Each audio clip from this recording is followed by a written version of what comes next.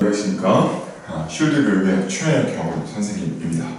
자, 선생님과 함께 오늘은 IELTS 기술 2강 이어서 진행하도록 하겠습니다. 자, 지난 시간에 우리 교재를 보면 13페이지 그래서 영어의 단어의 3단 요거 나가기 전에 끝났던 것 같은데 요거 이어서 오늘은 한번 가보도록 하겠습니다.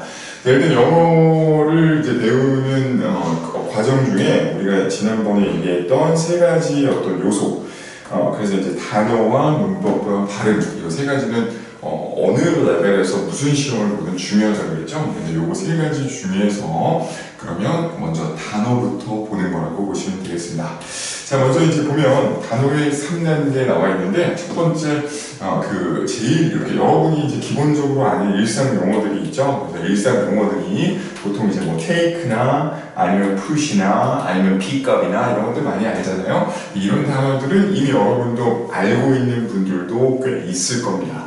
근데 이제 그 안에서 조금 더 올라가면 이런 단어들 당연히 시험에 나옵니다. 그리고 위에 올라가면 학계 용어, 이게 이제 academic word죠. academic word. 그래서 academic word이기 때문에 요거를 여러분 좀 집중적으로 공부를 해줘야 된다. 그래서 이제 그 academic word라는 건 여러분이 college나 아니면 university 레벨에서 여러분이 좀 메이저를 공부하거나 아니면 뭐 graduate school 같은 데서 이제 여러분이 좀 심화 공부를 할 때 필요한 단어들을 모아서 academic words라고 우리 이름을 붙였다고 보시면 되겠죠. 그래서 어떤 수많은 단어들의 어떤 그 집합이라고 보시면 되는데 그 시험 범위는 딱 요 학계 용어까지. 그래서 일상 단어에서 학계 용어. 당연히 이제 IELTS에는 아카데믹 모듈과 제너럴 모듈이 있는데 이제 보통 이제 학교 지원하시거나 아니면 이제 뭐 간호이민 하시거나 하시면 아카데믹 그 모듈을 보시죠. 그래서 아카데믹 모듈에서는 이 책도 아카데믹 모듈입니다. 지금 아카데믹 모듈에서는 여기까지가 시험 범위다. 그래서 학교 용어까지가 시험 범위라고 보시면 되겠죠. 근데 기본적인 어떤 프레미스, 어떤 전제는 여러분이 이 시험에서 6.5가 나오면 그리고 이제 그냥 제너럴 영어를 공부하시는 분들도 아카데믹 단어까지 공부를 해두면 그 토플이든 아이엘츠든 시험 범위 똑같아요, 그죠? 근데 아무튼 이걸 공부를 해두면 언제 어디서 내 분야에서 영어를 쓰더라도 여러분이 그렇게 이제 어휘력이 부족하거나 하지 않는다. 이걸 전제로 이렇게 그 시험 범위를 체크를 하는 거니까 여러분이 맞춰서 보시고 그 다음에 이어서 여러분이 내가 요 정도는 그 IELTS도 나오겠구나. 그래서 이제 약간 그 구분하는 방법이 전공 상관없이 전공에 별로 관련이 없이 관련 없이도 당연히 학교에서 쓰겠구나 하는 단어들은 전부 다 학교 용어입니다. 예를 들면 자, approximately 좀 어려운 단어들 있잖아요. 그죠? approximately 그러면 그냥 approximately 그럼 그냥 뭐 대략이라고 얘기할 때 around 아니면 about 이런 것도 쓸 수 있거든요. 근데 approximately 이렇게 우리가 얘기하게 되면 대략이라는 말 중에 아카데믹한 단어라고 보시면 되겠죠. 괜찮나요? 근데 이제 이거 보면 이게 이제 전공하고는 전혀 상관이 없잖아요. 어느 전공에서 공부를 하더라도 논문에서 대략적으로 70%의 학생들이 영어 공부를 열심히 했다 이런 식으로 얘기할 때 그때 approximately는 어느 전공에나 쓸 수 있기 때문에 이런 단어들이 굉장히 중요한 academic words라고 보시면 되겠습니다. 괜찮으시죠? 그죠? 그리고 나서 이제 위쪽에 전문 용어 이렇게 나와 있는데 이걸 terminology라고 합니다. 줄여서 terms라고도 하는데 아무튼 terminology라고 하는 요 전문 용어들은 시험 범위에서 출제가 배제됩니다. 그래서 선생님 제가 IELTS 시험 보다 보면 reading이나 아니면 listening 같은데 어려운 용어들 연골이 영어로 뭐냐 아니면 뼈 안에 있는 어떤 물질이 영어로 뭐냐 이런 것들이 근섬유 이런 거 본 것 같은데 근데 이제 어떻게 된 거죠? 약간 인공 해조류 이런 거 영어가 나오거든요. 근데 어떻게 된 거죠? 근데 인공 해조류를 실제 시험에서 선생님이 한번 읽었던 그 리딩 지문이었는데 artificial reef라고 해서 인공 해조류. 근데 이런 거는 뭐 해양학 전공하신 분들 아니면 우리가 일상에서 이렇게 접하기 쉬운 단어는 아니잖아요. 그래서 이거는 어떤 특정 해양 전공에 굉장히 집중된 그런 단어이기 때문에 이런 전공 용어들은 시험에서 나오긴 나올 수 있지만 이 부분들은 반드시 지문에서 설명을 해주게 돼 있습니다. 오케이? 여러분이 IELTS에 뭐 바이올로지가 나왔다고 해서 바이올로지 단어들을 공부할 필요는 없어요. 근데 그게 이제 핵심입니다. 그래서 그런 단어들까지 공부할 필요 없고 여러분이 그 시험장 가서 그 자리에서 그 리딩 지문 안에 반드시 리프가 뭔지 이걸 설명을 해주게 돼 있어요. 오케이? 그리고 심지어는 선생님이 읽었던 그 실제 시험에서 읽었던 이 artificial leaf 지문은 이렇게 여러분은 어떻게 느꼈는지 모르겠지만 제가 읽었을 때는 이 단어가 무슨 뜻인지 몰라도 전혀 상관이 없었어요. 그러니까 artificial leaf가 뭐 A 종류가 있고 B 종류가 있고 C 종류가 있다 이렇게 나와서 그냥 A, B, C가 있는데 그냥 요 A에 대한 설명, B에 대한 설명, C에 대한 설명 이렇게 들어도 전혀 문제를 푸는데 그 지장이 없었던 그런 문제들이었으니까 이 IELTS 출제 기준에 잘 맞춰서 나온 문제라고 보실 수 있겠죠. 그래서 여러분 하실 때 여기 전문 용어, 학계 용어 그리고 일반 단어 여기 세 가지로 구분이 되고 밑쪽에 학계 용어까지가 여러분이 알아야 되는 어떤 그 바운더리다. 이 부분만 좀 캐치하고 넘어가시면 좋을 것 같아요. 괜찮으시죠? 그죠? 그렇게만 보시고 이제 체크합니다.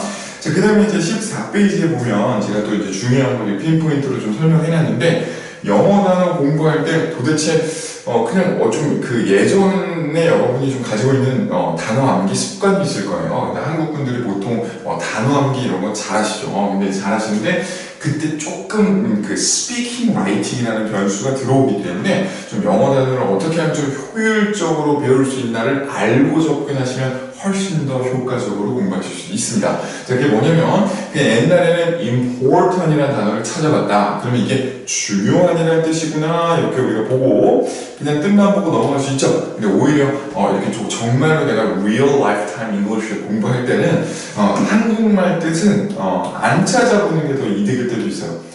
오히려 좀 나를 더 혼란스럽게 할 수 있거든요. 그래서 한국어 뜻은 그렇게 중요하지 않습니다. 이거 그 밑에 보면 지금 해놨는데 동의어가 있죠. 동의어. 네, 여기 동의어가 있는데 이 동의어로 의미를 좀 추론해 볼 수 있는 능력이 훨씬 더 중요합니다. 왜냐면 이제 실제 시험에 가시면 실제 시험에서는 이게 이제 이게 만약에 보기에서 나왔다. 보기에서 important. Somebody said it is important. 이렇게 나왔어요. 그러면 위쪽에서 지문에서는 그대로 important 안 적어줍니다. It's crucial 이렇게 적어줘요. It's significant. It's critical 이렇게 우리가 적어주거든요. 근데 그러면 내가 그 여러분이 문제를 푸는 사람의 입장에서는 important을 보고 significant를 알아차릴 수 있는 능력이 굉장히 중요하다. 그래서 reading도 마찬가지지만 listening도 그렇죠. listening도 important 보고 listening에서 important이 지문에 문제에 나와 있으니까 내가 listening 들을 때 듣기 테이프에서 important이라고 읽어야 답을 고른다. 그것은 너무 나이브하게 너무 순진하게 생각하는 거죠. 그렇게 안 나오죠. 어떻게 important이라고 문제에 나와 있으면 listening 스크립트 들을 때는 거기에 significant라고 나와야 여러분이 이게 굉장히 그 important가 paraphrasing 된 거구나 이렇게 하시고 그 답을 고르면 정답으로 판단되는 경우가 굉장히 많다는 거 캐치하시면 좋겠죠. 그래서 잊지 마시고 단어 외울 때 그냥 암기하지 마시고 important과 crucial 이렇게 동의어 같이 외워주시는 게 굉장히 중요한 포인트고요. 두 번째 speaking이 있기 때문에 speaking listening 때문에 발음을 좀 아셔야 돼요. 그래서 이제 그냥 이거 보고 important 이것은 안 됩니다. 수학 선생님들이 하는 거예요. 그래서 그거 안 되고 이거 하실 때 important 그죠? 네, 영어를 하시는 분들은 important 이렇게 해서 important에서 내가 정확하게 강세가 어디 찍히고 그래서 important 이런 거 정확하게 여러분이 캐치를 해주시면 좋을 것 같아요. 괜찮나요? 그죠? 선생님 갑자기 생각나는 게 옛날에 선생님 알던 수학 선생님이 영어를 전혀 안 쓰시는 거예요. 그래서 이제 이거 할 때 important 이렇게 그렇게 얘기하시 그렇게 배우면 important는 진짜 이태리 사람 같아요. 아무튼 중요한 건 그 발음이 생각보다 굉장히 중요하다. 그래서 important 이렇게 우리 캐치해 주신 거 중요하다고 보시면 되겠고요. 그 다음에 이제 품사도 굉장히 중요합니다. 그 품사는 adjective라고 하는데 adjective 이거 사전에 치면 나오죠. 이제 품사는 어려운 거 아니고 단어를 분류를 하는 거야. 분류. 네. 그 단어가 이런 단어들이 비슷하다. 네. 그래서 이제 뭐 형용사 important, 뭐 pretty, 뭐 handsome 이런 것들은 전부 다 뭔가 명사를 꾸며주는 말들이 다 비슷하다. 그래서 이걸 이제 묶어놓은 겁니다. 단어의 분류를. 그렇기 때문에 여러분이 품사는 꼭 찾아봐 보는 게 중요합니다. 그래야 이제 스피킹 라이팅 같은 거 할 때 품사를 알아야 문장을 만들 수 있거든요. 이제 그것도 뒤쪽에 이제 설명드릴게요. 그래서 품사를 꼭 잊지 마시고 이게 형용사인지 명사인지 전치사인지 아니면 뭐 접속사인지 정확하게 찾아보면서 공부를 해주셔야 이제 스피킹 라이팅 가서 2번 공부를 안 하게 된다. 그래서 그거 캐치해 주시면 되겠고요. 그 다음에 이쪽에 예문 나와있죠. 예문도 몇 개 쳐주세요. 지금 IELTS 수준으로 5점에서 6점이 나오는데 이제 여기서 이제 더 위로 인터미디어에서 더 위로 올라가고자 하는 분들은 명심해야 됩니다. 내가 어떤 단어를 공부했을 때 그냥 그 단어가 무슨 뜻이다 이렇게 알고 넘어가는 것은 약간 부족합니다. 그게 아니고 진짜 중요한 건 예문에서 어떤 맥락에서 이 단어가 쓰이는구나. 그래서 두 가지 정도 생각해 볼 수 있을 것 같아요. 예문에서 It's important to answer her questions 이렇게 나왔죠? 그럼 내가 뭔가 얘기할 때 important이 내가 뭔가 그녀의 질문에 대답하는 거에 이제 그거 자체가 중요하다 이렇게 말할 때 그러니까 어떤 행동을 하는 게 중요하다고 얘기할 때 important을 쓰는구나 일반적으로 되게 쓰는구나 이런 것들 뭐 제너럴하게 쓰는 것도 있지만 특정 맥락에서만 쓰는 단어들도 있거든요. 근데 그런 것들을 좀 옆에 단어들을 보면서 내가 이런 맥락에서 쓰는구나 이렇게 그 맥락을 잡아가시는 게 이제 중요합니다. context. 네.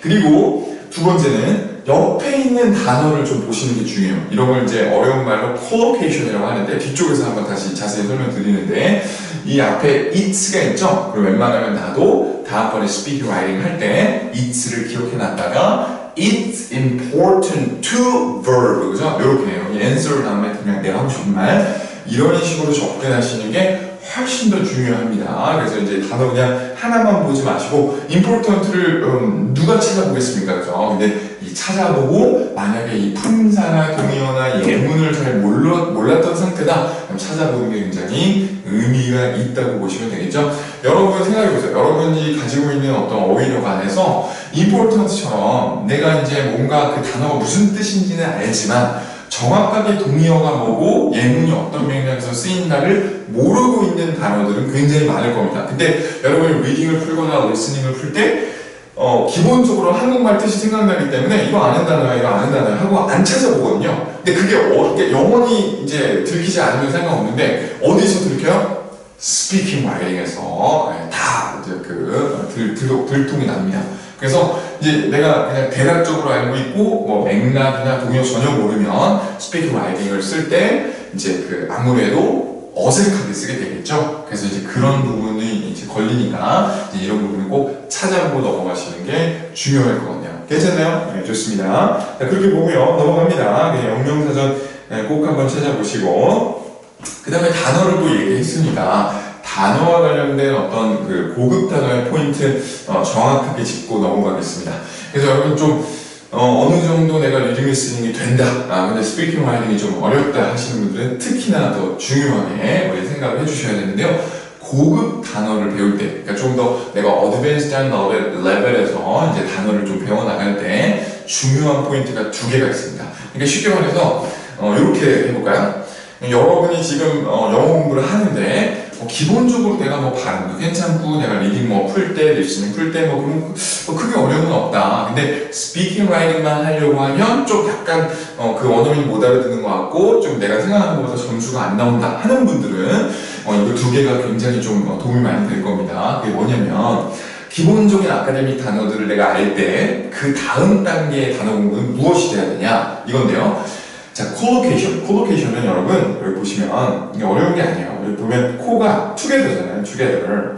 이게 함께라는 뜻이라고 말이에요. 함께.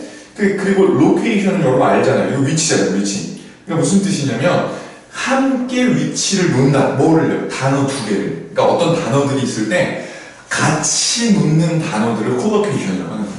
괜찮죠? 그리고 제가 이제 지금 선생님이 대학원 다니고 있다고 했잖아요. 근데 이제 석사 과정에서 이제 진짜로 이제 학문적인 부분들을 배워보면 이 콜로케이션이라는 건 엄청나게 넓은 개념이더라고요. 네, 그래서 어떻게 보면 이 프레이저 버브나 이런 것들도 다 콜로케이션 안에 들어가 있는 거예요. 네, 그래서 아무튼 이제 콜로케이션은 두 단어를 어떤 A나 B라는 단어를 썼을 때 이게 같이 쓸 때 자연스럽다. 그리고 그렇게 이제 영국 할아버지들 때부터 영국 언어잖아요 이게. 그래서 영국 할아버지들 때부터 계속해서 A와 B를 같이 써왔다. 그럼 이게 콜로케이션으로 굳어집니다. 네. 그리고 여러분 지금 그러니까 이제 선생님 한번 예를 들어볼게요. 자, 선생님이 자 예를 들면 원어민들하고 이제 어디 뭐 산책을 가기로 했어. 교수님하고 산책을 가기로 했어. 그래서 우리 한번 잠깐 걸을까요? 뭐 이런 얘기 할 때 있잖아요. 그럼 보통 여러분 어떻게 얘기하죠? 네. 그냥 영작하면 우리 걸어요.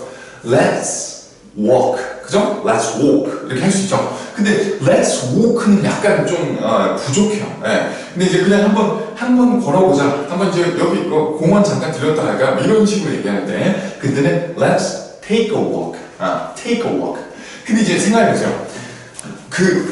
외국인의 입장에서 영어를 공부하는 사람 입장에선 take랑 walk랑 도대체 뭔 상관인지 알 길이 없어요. 그렇지 않아요? 여러분 뭐 take는 뭐 가져간다. 근데 뭐 walk는 걷다. 그럼 명사로 보고 뭐 걷는 걸 가져간다. 뭐 이렇게 이해할 수는 있지만 그게 그냥 이제 약간 뭐 설명을 안 하는 것보다 낫다 이 정도지 여러분이 와 여기다가 take 말고 go를 쓰면 좀 이상하다 뭐 이런 감은 전혀 없단 말이에요. 이게 왜냐면 우리나라 사람 입장에서는 이 take a walk든 go a walk든 뭐 do a walk든 별로 상관이 없어요. 네. 근데 이게 원어민들에게는 굉장히 큰 의미의 차이가 느껴진다. 왜요? 컬로케이션이니까. take a walk가 잘 쓰는 단어여서 영국 할아버지들 때부터 Let's take a walk, let's take a walk, I took a walk, I have taken a walk 이런 식으로 계속 써왔기 때문에 이게 굳어져서 실제로 콜로케이션은 그냥 그때그때 다른 게 아니라 사전이 있습니다. 네, 그래서 구글에 이제 콜로케이션 치고 walk라고 치시면 그럼 실제로 take가 나와요. 네, take를 같이 쓰라고 나와요. 오케이, 그게 자연스럽다고. 그래서 콜로케이션은 굉장히 중요한 포인트니까 여러분 알아두시면 되고 그러니까 이제 제가 하고 싶은 말은 뭐예요? 여러분이 지금 이미 인터미디어 레벨에 오신 분들은 그냥 단순하게 이 단어가 무슨 뜻이야, 이 단어가 무슨 뜻이야 이건 별로 의미가 없습니다. 그리고 이미 여러분이 그 정도는 알고 있다는 전제 하에 그때부터 이제 뭐 해야 돼요? 조합을 공부해야 돼요. 조합. 다시 자, 내가 인터미디어 레벨 정도로 보캐블러리를 올렸다. 그 다음에 여러분 뭘 공부해야 된다고요? 조합을 공부해야 돼. 조합을 알아야 자연스러운 스피킹 라이팅으로 갈 수 있다. 오케이? 그리고 내가 기본적으로 그냥 영어 실력을 늘리고 싶다. 인터미디어에서 어드밴스드로 가고 싶다 하시는 분들은 단어의 조합을 외워야 된다. 오케이? 굿! 그게 포인트라고 보시면 되겠고요. 그 여러 가지 조합들 중에서 굉장히 스피킹에 많이 쓰이는 게 phrasal verb입니다. 네, phrase는 구라는 뜻이요. 구는 단어 2개입니다. 네, 구는 그냥 단어 2개예요. 단어 2개 이상. 근데 이 구로 만들어진 단어 2개 이상으로 만들어진 동사다 이렇게 보면 되거든요. 이건 밑에 예문 한번 볼까요? put on 이렇게 나와요. put on. 그럼 이제 put은 not 하고 on은 그냥 붙어 있는 건데 내가 뭘 붙여서 놓는다. 그래서 이게 put on이 옷을 입다라는 뜻이 되는 거죠. 옷을 입다 실제로. 그래서 그냥 생각해 보면 자 보세요. 풋을 놓는 건데 선생님 자켓을 들었죠? 그럼 이제 이게 선생님 몸에 붙어 이게 놓는 거죠. 그러니까 선생님 몸에 놓는 거예요. 근데 그냥 얹어 놓는 게 아니라 그냥 이렇게 얹어 놓는 게 아니라 이거 풋이죠. 풋. 그죠? 근데 얹어 놓는 게 아니라 온이니까 내 몸에 붙여서 이게 들어가죠? 네, 이게 붙여서 들어가니까 온이 들어가서 풋 온이 옷을 입다가 되는 겁니다. 괜찮아요? 네, 풋 온은 옷을 입다. 하시면 되겠고요. 그럼 take off도 마찬가지예요. take는 잡아가는 거예요. 잡아가는 게 take예요. 그래서 이제 take 이게 자켓을 벗으면 잡아야 되잖아요. 이게 take. 그 다음에 off는 떨어지는 거예요. 반대말입니다. 그래서 이게 떨어지는 반대말이기 때문에 어떻게 되죠? 떨어지는 거니까 잡아서 take 그 다음에 몸에서 떨어뜨려서 off 이렇게 떨어지는 거죠. 이렇게 떨어져서 내려두면 take off가 된다. 이렇게 지내시면 좋을 것 같네요. 괜찮죠? 그죠? 그렇게만 보시면 될 것 같습니다. 자, 됐고, 그 다음에 이제 구조를 좀 여러분 배울 필요가 있는데요. 넘어서 17페이지 한번 가볼까요? 네, 구문 공부. 17페이지 한번 가보도록 하겠습니다.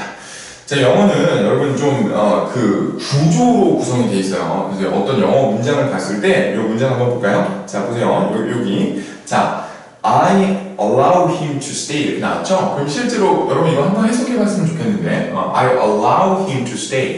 그럼 이건 어떻게 해석하죠? 나는, 그렇죠. allow는 허락하다. 그죠? allow는 허락하다. 나는 허락하는데, 그가, 나는 허락하다. 그가 투동사 원형 하는 것을. 오케이, 그래서 I allow him to stay. 그래서 나는 허락했다. 그가 먹는 것을 허락했다. 이렇게 보시면 되는데, 자 보세요. 이게 이제 선생님 밑에 주어, 동사, 목적어, 투동사 원형 이렇게 적은 거거든요. 근데 이제 이 빨간색으로 적은 것들이 구조라고 하는 겁니다. 구조. 괜찮아요? 근데 이게 그냥 영어 문장만 보면 눈에 보이진 않죠. 그냥 영어 문장만 보면 눈에 보이지 않는데 원어민이 어떤 영어를 해석할 때는 이 구조 없이는 해석을 할 수 없어요. 그러니까 여러분이 생각하는 그 뜻 있죠. 뜻, 영어의 뜻. 그게 구조입니다. 근데 여러분, 그러니까 이제 주어장에 있는 아이를 바꾸잖아요. 그럼 의미가 바뀌는 거예요. 그리고 만약에 이 동사장이나 목적어 이 자리를 막 엉망으로 쓰잖아요. 그럼 이해를 못해요. 네, 그래서 이 구조의 일단 첫 번째는 여러분이 알아차려야 돼요. 원어민은 구조에 맞춰서만 영어를 씁니다. 그러면 구조에 맞춰서 영어를 쓴 거를 보고 여러분이 저런 구조를 갖고 있어. 여기서 주어는 이거야. 여기는 목적어야. 이렇게 여러분이 알아차리는 게 첫 번째. 그래야 여러분이 해석이 되겠죠. 두 번째는 여러분이 이 구조를 한번 알아차렸으면 그 구조대로 스피킹 라이팅을 해야 돼요. 그래야 원어민이 이해를 할 수 있어요. 똑같은 절차들. 자, 원어민은 우리가 구조를 알아듣든 못 알아듣든 그냥 막 영어를 씁니다. 그럼 여러분 첫 번째 목적은 원어민이 쓴 대화를 듣고 그 문장 안에서 구조가 뭔지를 여러분이 알아차릴 수 있어야 된다. 그래야 이 뜻이 이해가 된다.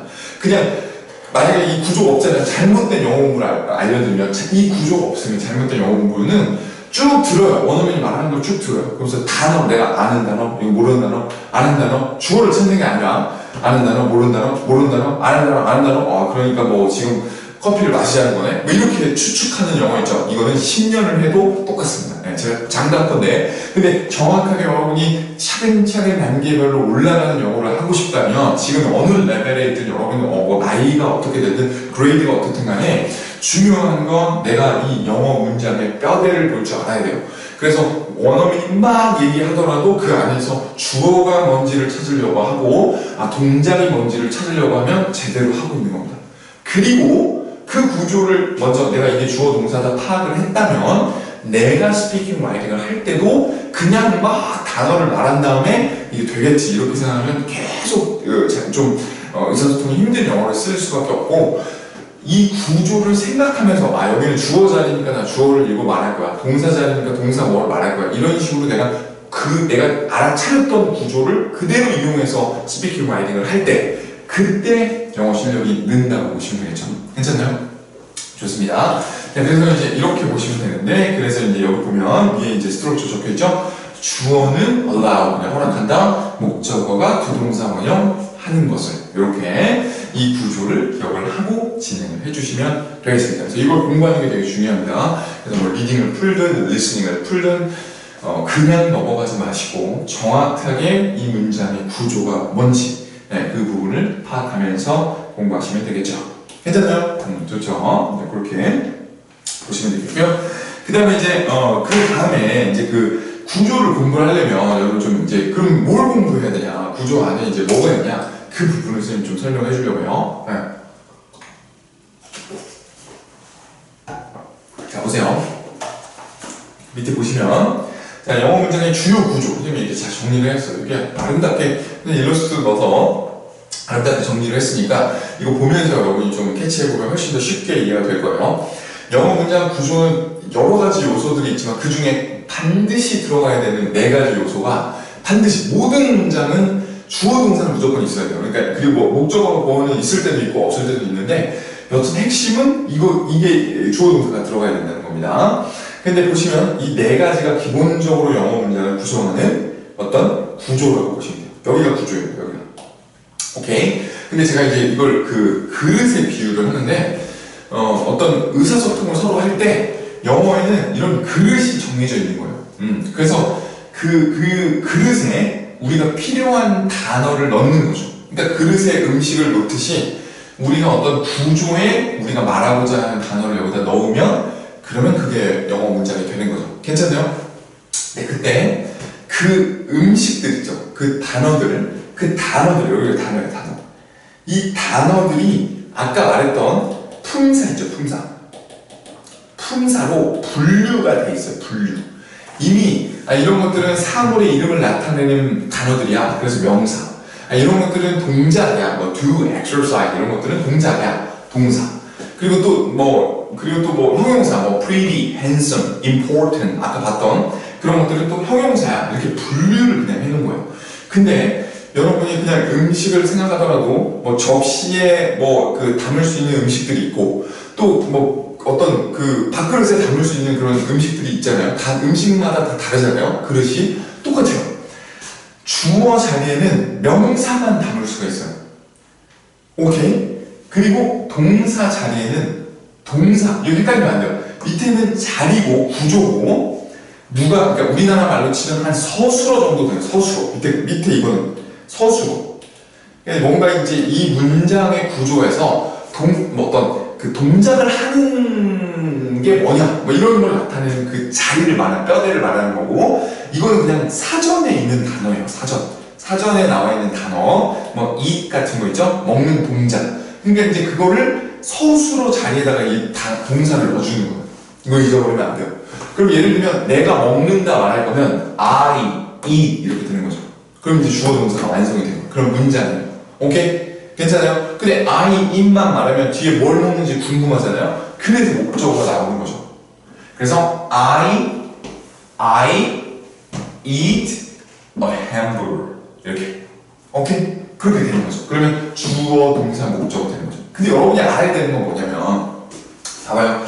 주어, 동사, 목적어 됐잖아요? 근데 이 자리에서 목적어 자리에 명사가 온다. 이게 기본적인 규칙이거든요. 이게 미국에서 애들이 태어나면 처음에 그 영어 문장을 만들 때 우리나라 그 어머님들도 애들이 이제 말하기 시작하면 문장 만드는 법을 알려주잖아요. 뭐 끝에는 다로 끝나야 돼 이렇게 알려주잖아요. 본능적으로 이렇게 알려주거든요. 미국에서 똑같아요. 미국에서 애가 처음으로 문장을 만들 때 이 배우는 것들이에요. 이거 없이는 제대로 된 문장을 만들 수 없어요. 그래서 이 규칙은 룰이에요, 룰. 이 규칙은 여러분이 반드시 알아야 된다. 이걸 모르고 어떤 그 문장도 제대로 말할 수 없다. 그러니까 잊지 마시고 이 규칙은 반드시 외워야 됩니다. 이건 자다가 일어나서 포스트잇에 적어도 제대로 적을 수 있을 정도로 암기가 돼야 돼요. 오케이, 이건 진짜 기본 중에 정말 B가 무슨 발음인지 V가 무슨 발음인지 외우는 것만큼 기본적인 그런 룰입니다. 룰. 그러니까 잊지 마시고 그래머라고 보시면 되겠죠. 그래머에 있는 부분인데 아무튼 이걸 기억해야 돼요. 자, 그래서 자 보세요. I eat 하고 여기 hamburger 이렇게 나왔잖아요. 근데 그렇게 됐을 때 그 목적어 자리에는 명사만 오는 게 규칙으로 정해져 있으니까 내가 만약에 다른 말 하고 싶어요. 내가 여행을 가가지고 햄버거 말고 나는 커피를 먹고 싶어요. 이렇게 얘기했을 땐 그냥 커피를 먹고 싶으니까 커피라고 말하는 게 아니라 목적어 자리에 명사가 들어가니까 커피가 명사인지를 확인하고 말해야 돼요. 그게 돼야 이제 영어가 이제 그래머도 맞고 이제 여러분이 그 하고 싶은 말도 제대로 할 수 있는 의사소통이 잘 되는 영어를 쓸 수 있는 거죠. 기본인 거죠, 기본. 물론 어려운 거는 여러분이 뭐 이걸 알아도 좀 틀릴 수 있겠지만 이제 그 상황에서는 여러분이 영어를 공부할 때 기본적으로 밑에 반드시 파운데이션으로 깔아야 되는 것들은 내가 I eat hamburgers 뭐 아니면 I eat coffee, I eat 뭐 pizza 뭐든 간에 그 뒤에 들어가는 말은 명사니까 쓴 거다. 이걸 기억하는 게 굉장히 중요하다는 걸 잊어버리시면 안 됩니다. 오케이, 괜찮죠? 그냥 내가 하고 싶은 말을 쭉 생각했다가 영어 단어도 다 바꿔서 쫙 나열하는 게 영어가 아니에요. 이 구조에 맞춰서 영어를 쓰셔야 됩니다. 그리고 그 다음에 이제 끝에 보어 같은 경우는 이제 형용사도 되고 명사도 돼요. 그래서 요 뒤에 자리에 이제 뭔가 여러분이 뭐 I am a student. 그래서 만약에 이제 여러분 문장 만들 때 목적어는 아까 올 수도 있고 없을 수도 있다고 했잖아요. 근데 목적어 없다고 생각해볼게요. I am a student. 명사도 올 수 있고 I am 뭐가 있을까요? 형용사, tall, 이런 식으로, I am tall, 이런 식으로, 형용사도 될 수 있고, 이런 식으로 좀 캐치를 해주시면 되겠죠. 괜찮나요? 네, 그렇게.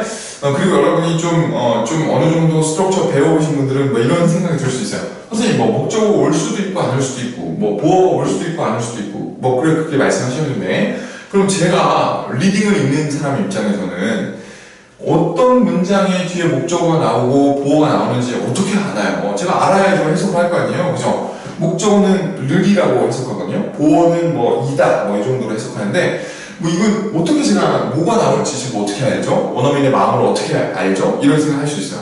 그게 중요한 되게 질문인데, 여러분 질문하지 않아도 선생님들이 알려주는 거죠? 동사가 결정합니다. 동사.